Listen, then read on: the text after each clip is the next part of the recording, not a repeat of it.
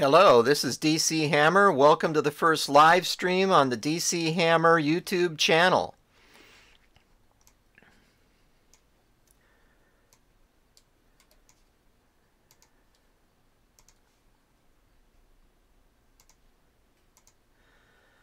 Our schedule calls for us to go live daily. That'd be Monday through Friday at 5 o'clock Eastern Time.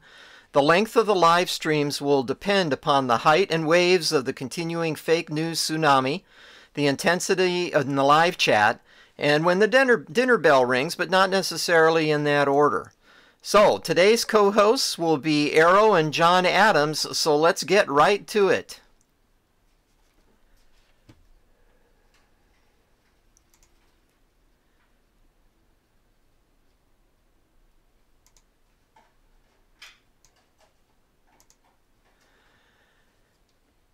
So I start with an article on China. China. This is from China Newsnet. And this article is talking about what's happening with the saber rattling that's coming from communist China. And so once again, the rise of the tyrannical and bloodthirsty communist Chinese dragon, which represents a clear and present danger to America and the entire free world, is on the march. And so I love the way the Chinese choose their words, as in this headline from this article. It talks about China's quest, and China in this case is communist China, quest to usurp self-ruled Taiwan met with gritty defiance. So those are some pretty interesting word choices.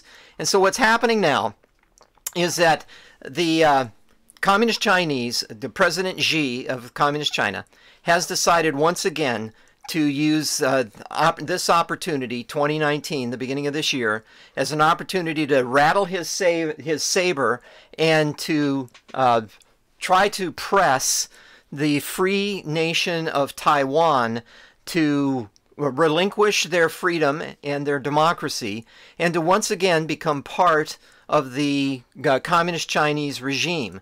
So as they continue to go forward with their island building program in the South China Sea, I'm putting up here a map. This is on Google Earth of the South China Sea. You can see over here on the top left, this is the mainland China.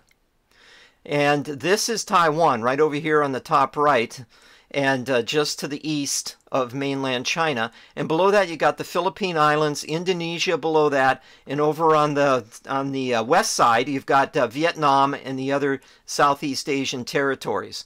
So what's going on now is, if you've been paying attention to the news, that China has been in a variety of building programs around the world, and for this particular building program what they are doing is building islands in the South China Sea. And it's interesting the way that they have named one. And before I move down to actually show you where the building is going on and where the problems are occurring, I just wanted to show you the relative distance from mainland China, again up here on the left, which represents to the west and north of the Philippines. That giant space up there, that is China. And so you got this massive Chinese nation, and what they have decided to do is they are building islands. They are dumping dirt and rock into the ocean in an area that enabled them to reach the surface by doing some of that elemental material dumping, and to create their own little islands out there. And one of them, the interesting name that they've given one of these areas out there is Mischief Reef. And so that's the perfect name for what's going on in that island area, and then to the left of Palawan. And what they are doing is building, and let me show you exactly what they are constructing in that area. They are building in this is Mischief Reef, and this is now a number of little islands that they have created, that the Communist Chinese have created off the coast of other countries, not off of their own coast. Their own coast is off this map farther to the left. To the right here again, you see the Philippines, and down just below where they're doing all this building is Indonesia. And then again over on the left-hand side, you can see the Vietnam and the other areas of South East Asia. But this is what the Chinese are doing. They are building reefs, which are island platforms that they are using in order to do a lot of aiming of missiles. They're going to build these platforms for delivering missiles to that area if they don't step in line and do what the Communist Chinese want. They do have, though, a little bit of a problem with Taiwan, and that is that, and let me go back, give you just a couple tidbits of things. I'm going to flash through some screens here. This, in 2019, this is now the year of the pig on the Chinese horoscope. And I'll weave together a few bits of information that enable you to understand the importance of that. So this is the year of the pig, and the pig years tend to have conflicts with other elements of the Chinese horoscope. And one of the problems with the pig is it has conflicts with Tai Sui, if I'm pronouncing that right. Well, this is interesting. So you go back and you take a look at what is this all about. So the year that we're in right now, this is Fan Tai Sui. The year between 2018 starts in 2018, ends in 2019. It's not exactly on the Christian calendar year basis. And so this is set up for conflicts to exist between whoever was born during that period of Fan Tai Sui, or of the zodiac and the pig year, and that would draw them in conflict with others. Well, what's interesting is Xi Jinping, who is the president of China, was born in 1953. Having been born in that year, that makes him a water snake. So Xi Jinping was born in 1953 during the period when he would be the water snake. Now, that he is the president, he is the leader, the lifetime dictator. He has assigned himself that title for life. He is now in conflict with Tsai Ing-wen. Now, she is the president of Free Taiwan. Now, that's interesting because she was born in 1956. That was the year of the fire monkey. Now, there's different years of monkeys in the Chinese calendar, and this one is the fire monkey, and the fire monkey happens to be the most aggressive one, the one that protects itself most and is not as it's adventurous and risk-taking, and might actually not put up with maybe the pig coming at him. But anyway, what's interesting then is you've got this now resistance of Taiwan being adverse to the interests of the Communist Chinese. And so what's happening now over the past few months, Xi has stepped up his tactics in order to confront the Free State of Taiwan and to get them to drop their drawbridge, kind of like, drop the wall. We don't need walls. And apparently Taiwan would prefer to have a wall between itself and China. That wall is called the South China Sea. But the Red Chinese, the Communist Chinese, want that to go away and for the Taiwanese to come back into the fold and become good little communists. So the president of Taiwan is not so inclined, and we can look forward, or not forward, but we can, in the upcoming months, my belief is, personal opinion, there is going to be a movement on the part of the Red Chinese, the Chinese Communists, to bring Taiwan back into the fold, or it could lead to some form of aggression and or violence on the part of the Communist Chinese. So the negotiations have been ongoing since Taiwan declared itself independent, or actually created a self-governing democracy on that island way back when. 70 some odd years ago. But just be advised that this is going to be a hot spot for this coming year, and we are going to have increased tensions and issues with what's going on between Communist China and the nationalist democracy on Taiwan.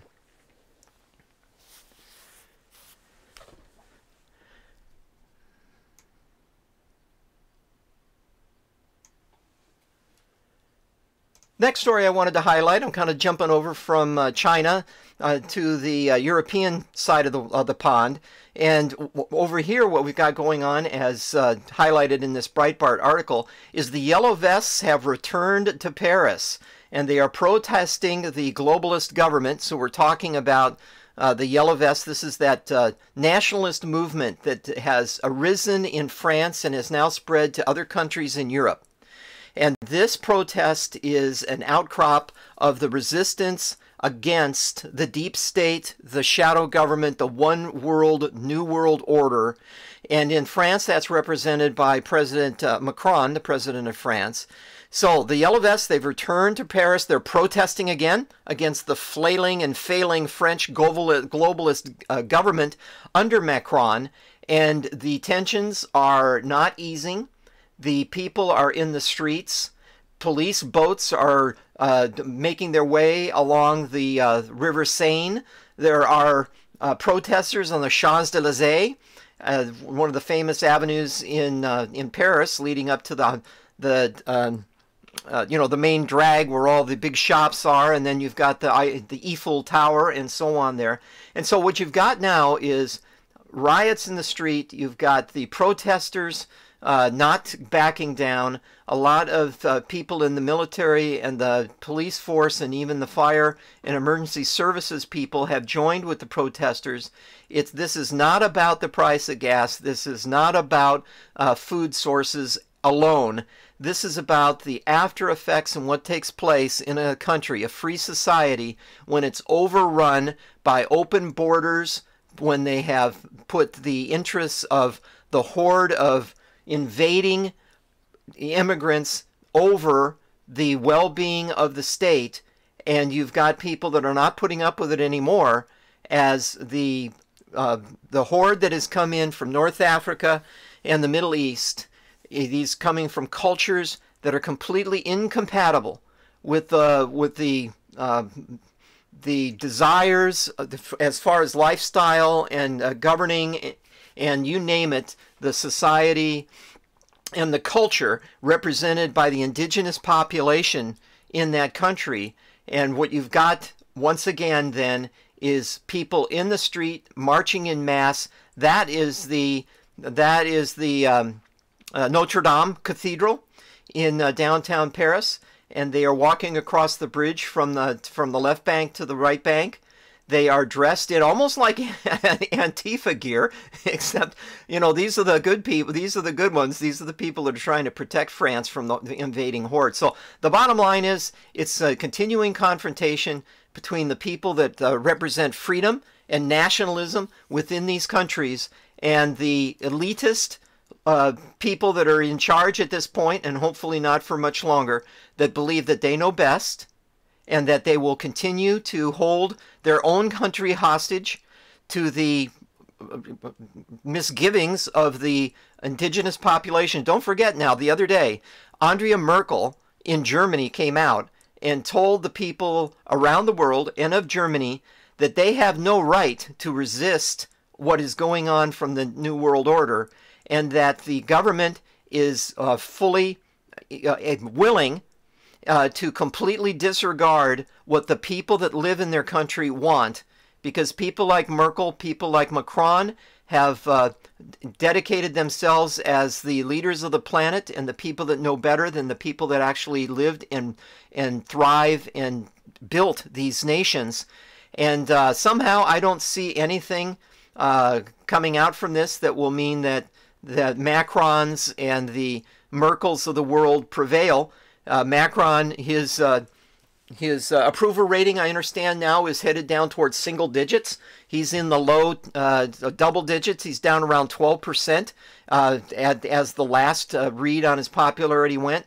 People are, as you can see in this photo, in Paris, France, they are now doing the blocking of the roads. They are completely choking these main thoroughfares where all the commerce takes place, completely choking it off with flags of nationalism, protesting what is going on not only in France, but all of the rest of the European Union.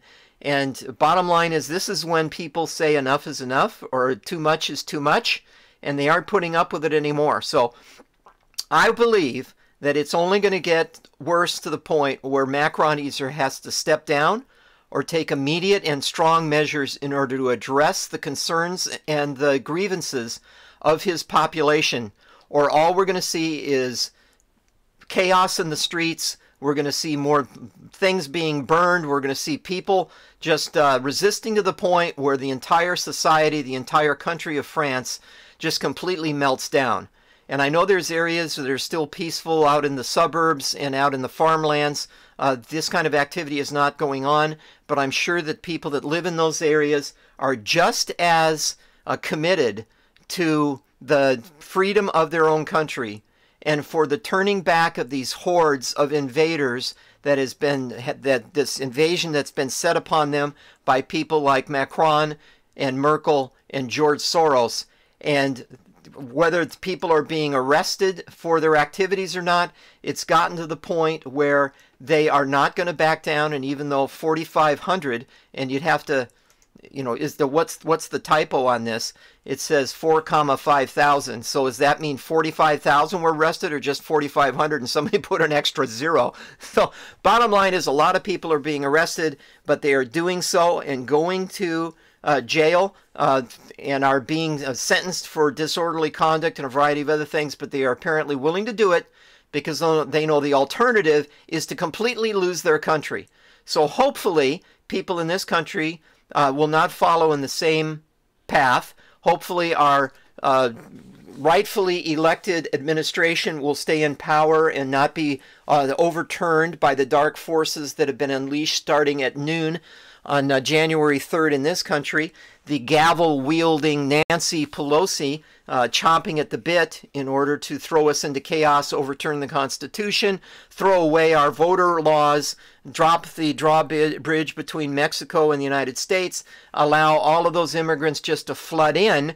And this needs to be stopped. Passionate patriots need to step up. People need to find their voices, do things like make your own live streams, get out there on Twitter and Gab and Minds and other platforms and social media, express your opinions that this is the wrong direction and that we need to turn around. Globalism is not going to work. We need to go back to the founding documents, to the founding principles, to the Constitution.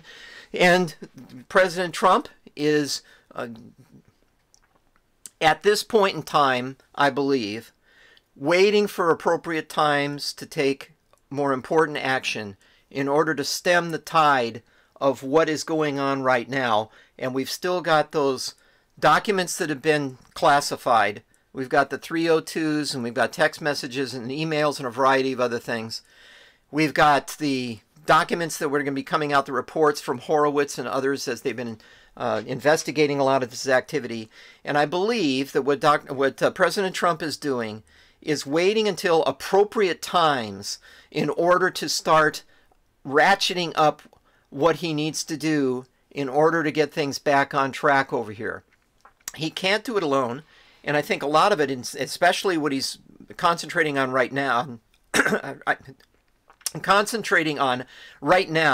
is the wall. And he is, in my opinion, he's going to expend every bit of energy in order to get that wall built on our southern border through the normal means of having a congressional action taken in order to fund the wall and to enable us then to put in place the protections that we need so that the immigration into this country can continue, but continue in a legal and an organized way, not in a way that the Democrats want, Nancy Pelosi, Chuck Schumer, and the rest, which is let anybody in, whether they are healthy or unhealthy, whether they're terrorists or not, whether they're a member of gangs like MS-13, whether they mean us ill, whether they bring in drugs, they don't care. Because they know that once they get here, they will anchor in one way or another, either through babies or other methods, and they will grow to the point where they then will vote dramatically for the left,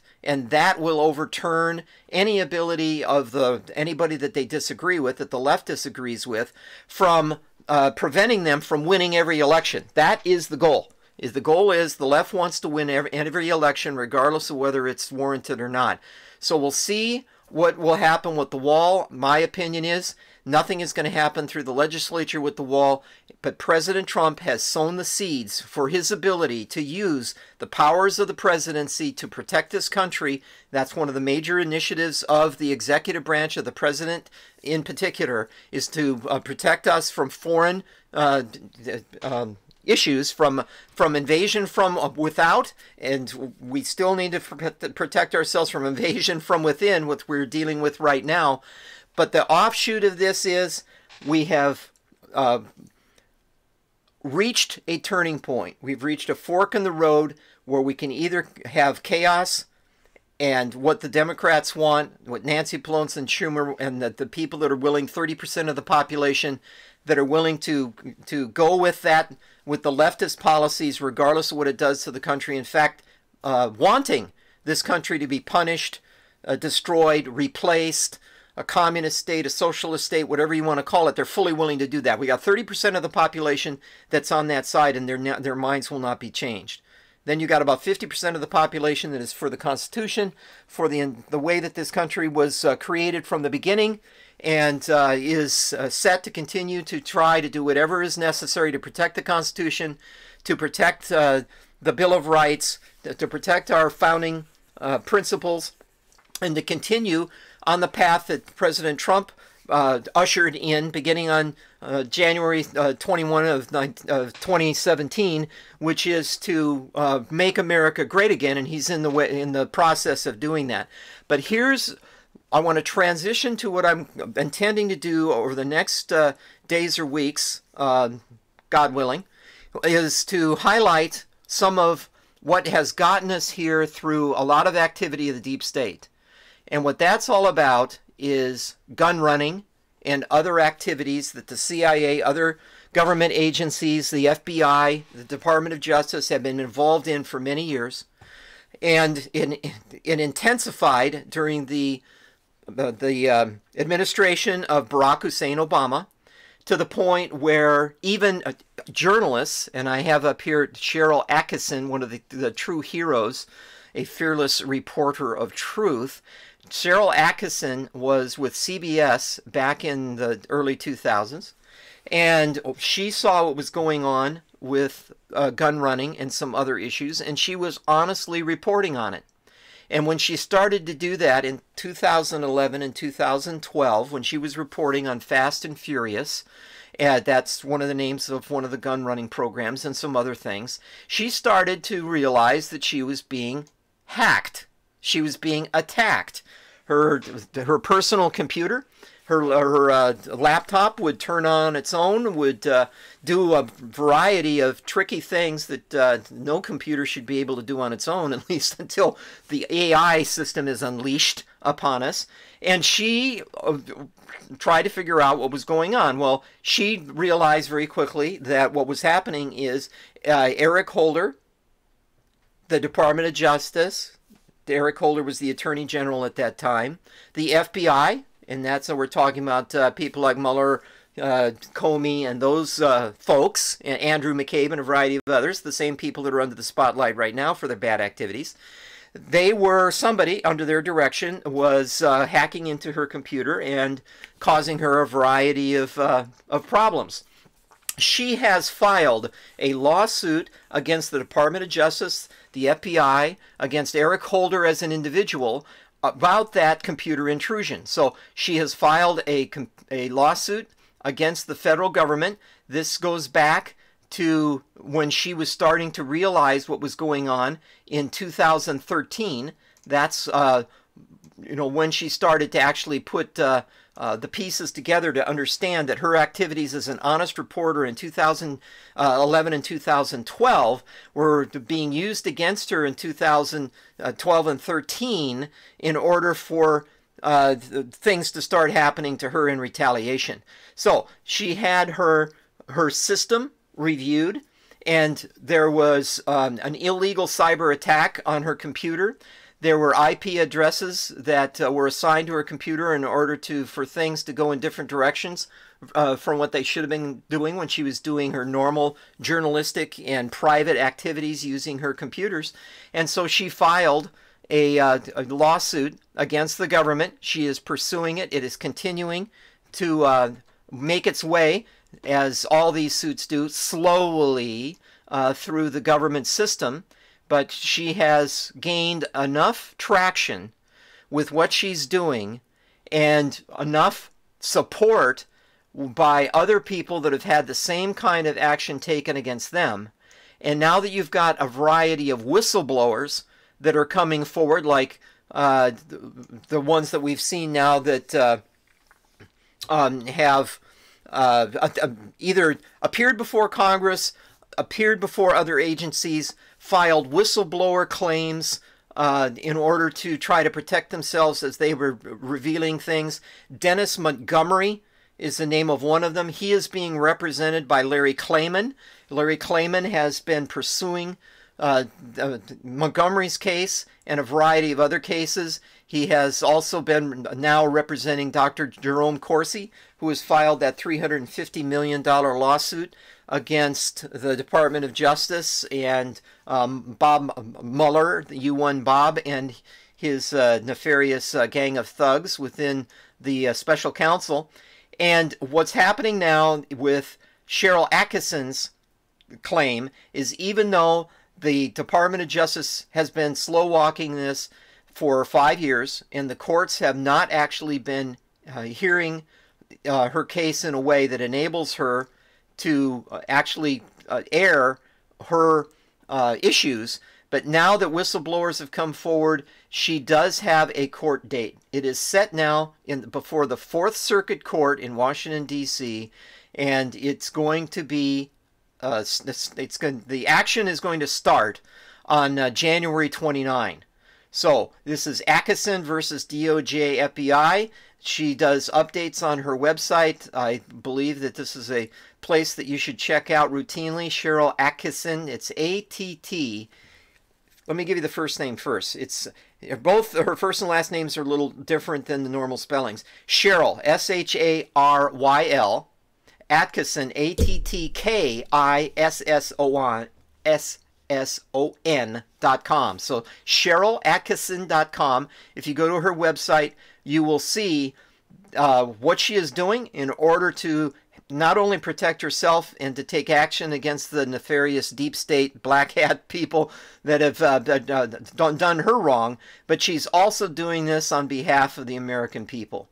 If we don't take action to fight back against the deep state, they will grind us into the dirt. Their whole nefarious scheme is to get to the point where nobody will resist them, because they have infiltrated over the last 50 years every department of the government. It is not true or not simple just to clean out the 7th floor of one particular building, like the FBI building, in order for the justice to go back to what it used to be 50, 60 years ago. These deep state players, these black hats, have infiltrated every agency, from the EPA to the Bureau of Land Management to the Department of Justice to the FBI, the CIA, and they will not stop until they are exposed and punished. And so what's happening right now, if you believe in a lot of the breadcrumbs that have been spread out there by Q-Team and others about how we had to go through this period for the last 2 years of things being set up, through judges being appointed, through the Supreme Court being congealed the way it is now, with the representation that we have now that puts it more on the behalf of the Constitution rather than behalf of the deep state, that the regulations have been backed off. The whistleblowers now are more comfortable coming forward, even though they continue to be harassed and treated unfairly. Those folks are the whistleblower movement in this country is kind of like the yellow vest movement in Europe. It is gaining steam and gaining momentum, and I believe that it will prevail. We will have a period of time of continued chaos now that we've got Nancy the Gavel Pelosi throwing her hammer around any direction she can. I just hope she doesn't hit herself too hard in the head. That would be a tragedy. So we've got to deal with the fact that we now have one area of government, the House of Representatives that is now ruled by the left, and they have immediately taken action against Donald Trump to impeach him over nothing. There is nothing impeachable. There is no crime and misdemeanor that has been perpetrated by President Trump or anyone in his administration that would even hint at the ability of the opposition to file any charges of impeachment. But that doesn't stop them from doing so anyway. They will continue to do that. And so as they continue to do their stuff, the thing to keep in mind is to stay strong, to keep your hearts intact, and that is with the knowledge that the true target during the 2018 election cycle was for the white hats to preserve control of the Senate. And that did take place. And right now it's 43-57 in favor of the Republicans. As soon as they get to my belief is there were several elections, including some senatorial elections, that were totally bogus and fraud enabled the Democrat to prevail. I would point to Arizona in particular. I believe that there's a very strong chance that that result in Arizona, with the Democrat having been declared the winner, will be overturned.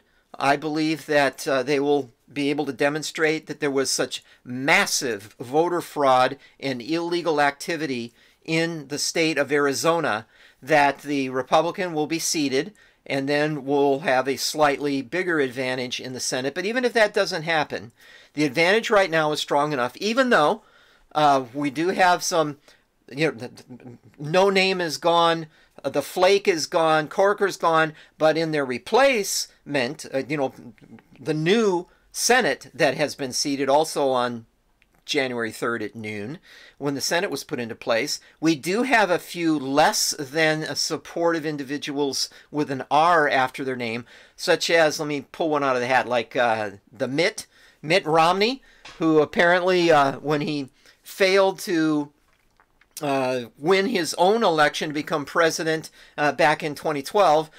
He's not happy about that. And even though he approached several times President Trump to become President Trump's Secretary of State or have some other positions within the Trump administration, which would lead you to believe that he, Mitt Romney, did support President Trump, why else would you strongly present yourself as a qualified candidate for a high-level cabinet position within the administration if you did not agree with the administration, at least as strongly as he's indicating now?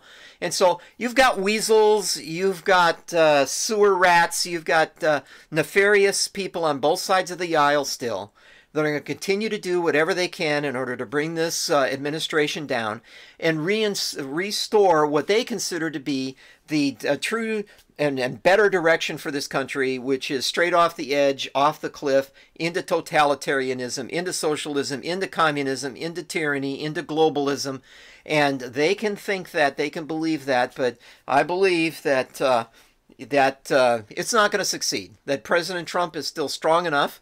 And with people stepping up like Cheryl Atkinson and Dr. Jerome Corsi and Larry Klayman and others, that there are still glimmers of hope. There are still people that are honest in government agencies. There are still judges on the court that hold the rule of law and the Constitution above their personal ambitions and above their leftist leanings. And even if some of the good people, the white hats, may at times either be blackmailed or coerced into doing things.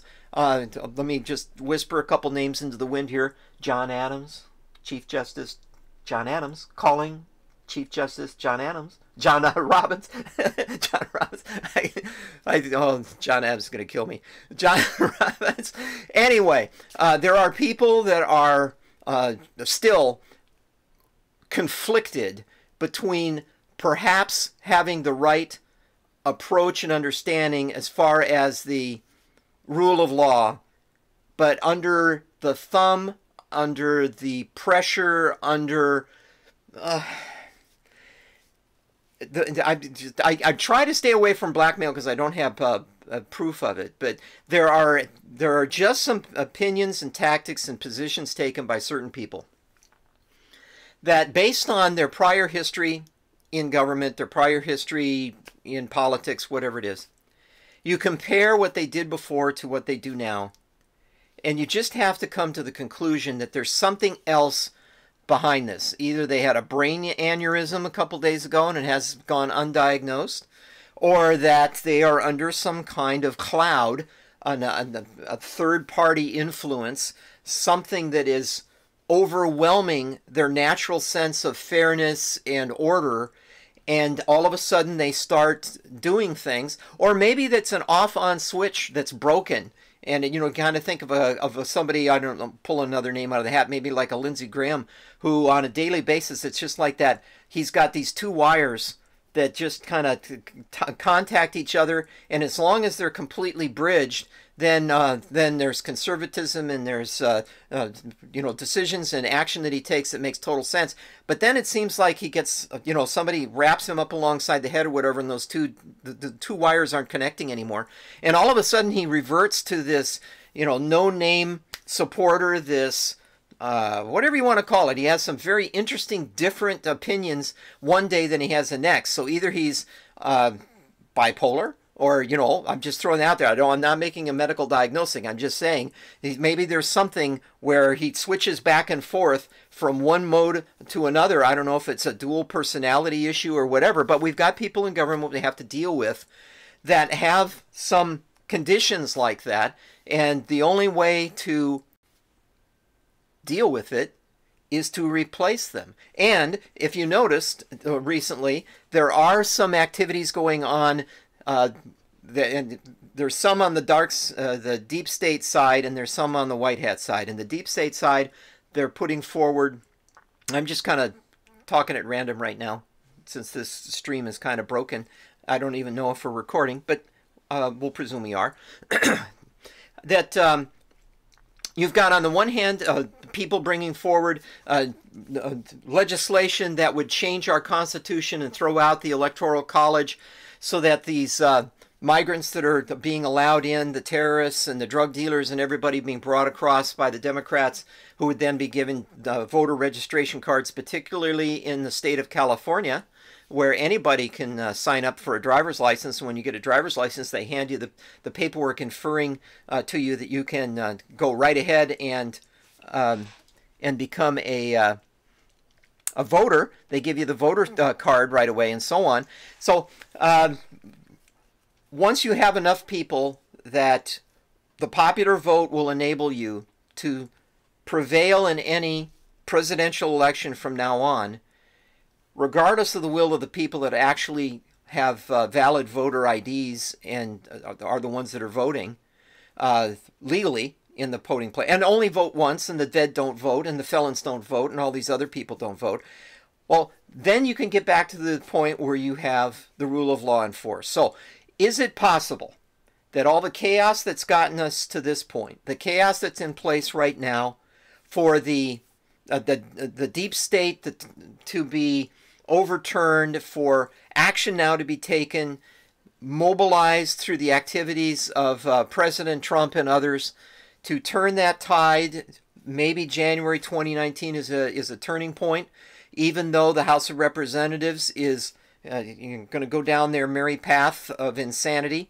The rest of the country is split, but more weighted on the side of the Constitution and order rather than chaos and communism. That we've still got a chance. So nobody should lose heart through this whole thing. You've got the passionate patriots like Sharyl Attkisson raising their hand and not allowing themselves to be ignored as far as their grievances and their mistreatment. Dr. Jerome Corsi and what he's doing with Klayman and the Klayman Law Group in order to fight back against the special counsel.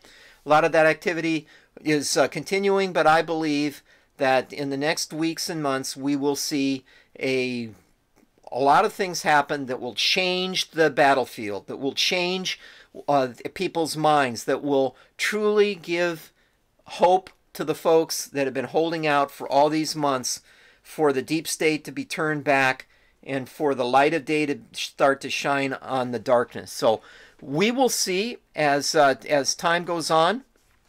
whether we truly are at a turning point and the light will shine once again in places like Washington, D.C. But in the meantime, what we need to do, though, is not lose hope, continue to pray on a daily basis, however you choose to do that, and to think that there is a possibility that the light will shine through once the cracks that I see forming right now become larger. And over the next weeks, let me show you one more article, I think, that I wanted to highlight before we drop out of this thing. I wanted to talk about how even the deep state is convinced that they can prevent the rule of law from being enforced here, and for things like the illegal crossings to continue. There's a movement afoot to attempt to prevent the wall from being built.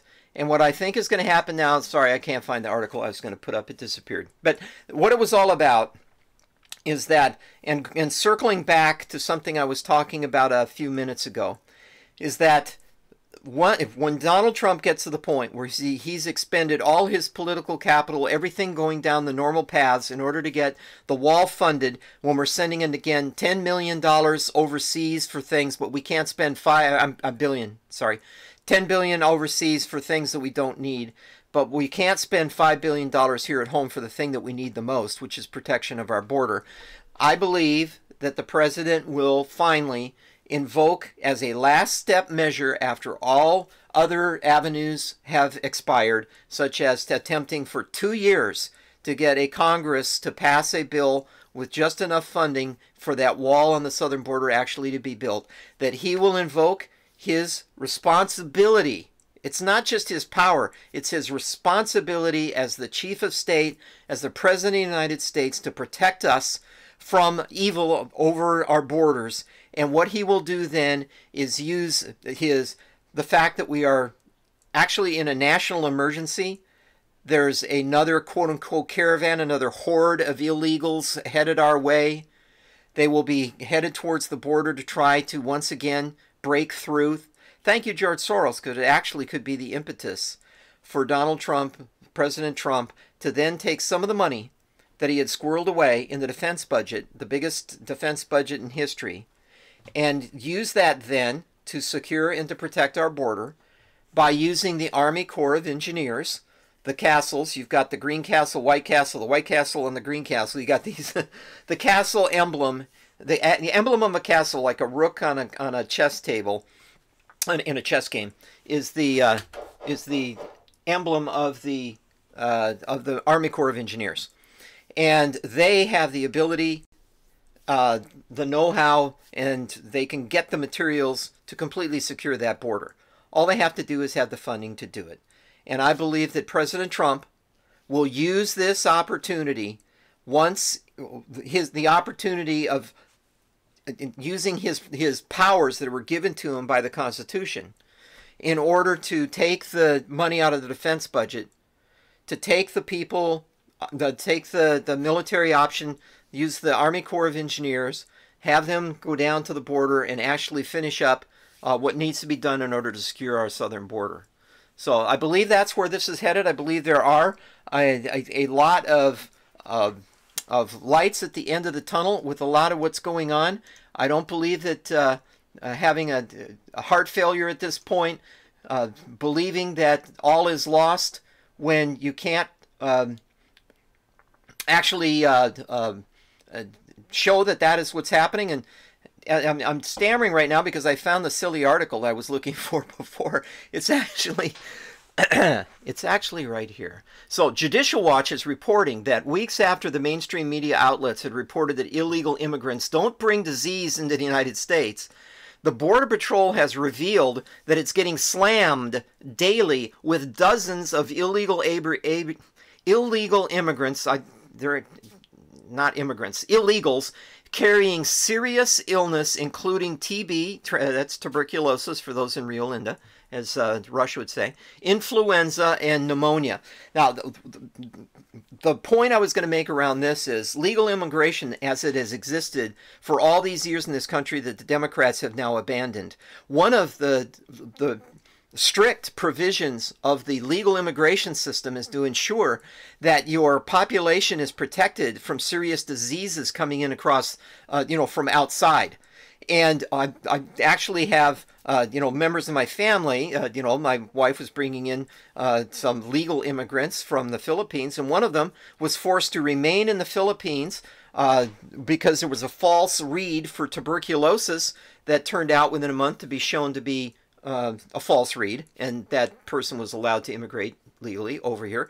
But if you allow people in that have these serious diseases, who's to say, just to think of this kind of a scenario that you've seen in some of the movies, that,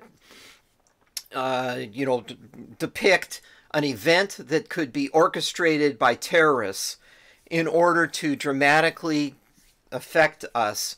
What if they were to take one of these people that's in the caravan and infect them with something that's highly contagious, highly deadly, some kind of an Ebola offspring or something like that, and have them come in across the border and sneeze on everybody, and then you've got an outbreak kind of a situation.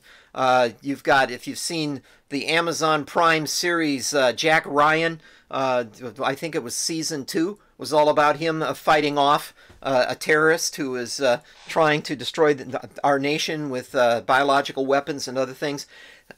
How in the world can you defend a practice where you would allow people to come in without being vetted that may have the ability, whether they know it or not? These people can be infected without knowing it and can be bringing in something that's so deadly that it could actually affect the entire population of the United States. When you think about once you get within our walls, once you're here in the mainstream of the society, people can go anywhere and do anything. We don't have, maybe we should have a border wall between California and the rest of the country. Scratch my chin, just think about that for a minute. But we don't, and that means that once you're in the country, you can pretty much go anywhere you want. We don't have people at border crossings doing anything except making sure that you don't bring in the wrong fruits and vegetables. So, but what if somebody comes across this border? It just takes one. So all you think about with this, to defend the reason for a strong border wall and the need for this to be finished, think about just one person. Let's argue from the left's point of view. 99.9% of these people, which is untrue, but I'm just throwing this out there. What if 99.9% of everybody in this caravan they're fine, they don't have a disease, they mean us well, they're just coming up here to earn a living, they're not trying to hurt us in any way. What if one person out of that entire caravan has one of these highly infectious diseases, a new strain, something that was created by a terrorist, infected in a child, infected in a woman, infected in any member of that caravan, and they get through the checkpoints, and if the Democrats had their way, there would be no checkpoint. They'd just walk across the border, and they'd go over, especially in California, over where do I get my driver's license? Where do I get a vehicle so I can drive without insurance, even though every other legal citizen in California is required to show that they have insurance. But illegals are not. Illegals are allowed to drive without insurance in California. So anyway, what if they walk in across the border, and then they just mingle with others, and they start spreading that disease, and within a matter of weeks or months, the thousands, hundreds of thousands, millions of people are sick and dying? Is that what it would take in order for even the leftists to say we'd want a wall? Or are they in the ilk of somebody like Bill Gates, who has said that 90% of the population needs to go away because we revere the dirt and the rocks, but we don't revere the people, and 90% of the population of the earth needs to go away? Maybe this would fit into their grand scheme. And if it turned out to be all of the people in the United States would go away and be replaced by, I don't know, pick people from another place in the world that would come in and replace them, I don't know, China. And then they would get the kind of world that they'd want, the tyrannical, socialist, communist, dictatorship led by people like Nancy Pelosi, Hillary Clinton, Bill Clinton, the Barack Obama, you name it, go down the list. And those would be the folks that would be running the country, and they would be happy to do so, and there would be a handful of slaves left, the ones that were either immune to the disease or were unaffected because they're hiding out in the backlands, the hills, and so on. But that is the vision that you really think that we want to have here? Or do we want to have order, constitution, foundation, a way of ensuring legal elections where there is no voter fraud? I vote for the latter, but everybody has to make up their own mind. And so I just want to kind of, today's been kind of a hodgepodge of issues, and I just wanted to kind of test the waters with some of the issues that would be discussed through the DC Hammer show, and then get ready for further live streams in the future. It appears that the technical issues that haunted us at the very beginning of this program have been once again vanquished, and we'll just pray that that continues to go in that direction. So with that, I want to close out the show by just saying that the plan is to continue doing these live streams on a daily basis, Monday through Friday at 5 p.m. Eastern Time. And to the deep state operatives, the New World Order governing overlords, the black hats everywhere, I say repent, your time is running out, the hammer of justice is headed your way. Abandon the leaky ghost ship while you can. Save yourselves from this wicked generation. For we will never surrender, we will never be silenced, and we will continue to fight on to victory in God's name. So God bless you all, and we look forward to being with you again tomorrow, God willing, at 5 p.m. Eastern.